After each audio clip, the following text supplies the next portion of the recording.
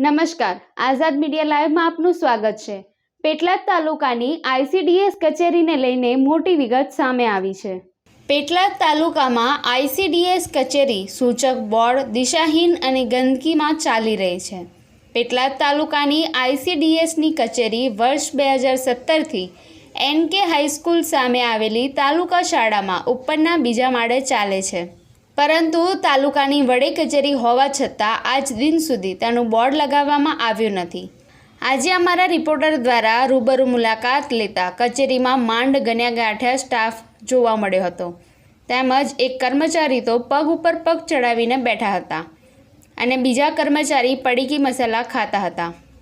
આમ સરકારી કચેરી જેવું કંઈ લાગતું જ નહોતું। ફરજ ઉપરના બહેન સાથે વાત કરતા તેઓ પણ પોતાના સ્ટાફનો લૂલો બચાવ કરતા હતા। મેડમ, આ ઓફિસ અહીંયા કેટલા સમયથી છે?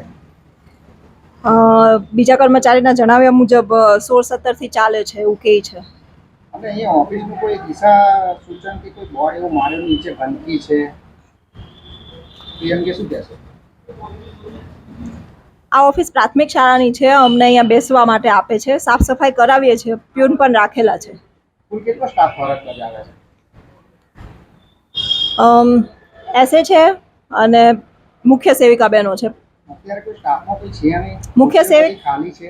મુખ્ય સેવિકા બહેનો વિઝિટમાં ગયા હોય છે એટલા માટે। અને સ્ટાફવાળા ખુરશી પર પગ મૂકીને બેઠા હોય છે તે અંગે શું કહેશો? ના ના, એવું તો કોઈ કરતું નથી, બધા વ્યવસ્થિત જ બેસેલા હોય છે। હા, જોયું રૂબરૂ અમે। મારા ખ્યાલથી તો કોઈ એવી રીતે અવ્યવસ્થિત નથી બેસતું। મહત્વનું છે કે સીડીપીઓ ચંદ્રિકાબેન સાથે ટેલિફોનિક વાત કરતા તેઓએ રિપોર્ટર પર ગુસ્સો કર્યો હતો। અમિત પારેખ, આઝાદ મીડિયા લાઈવ, પેટલાદ।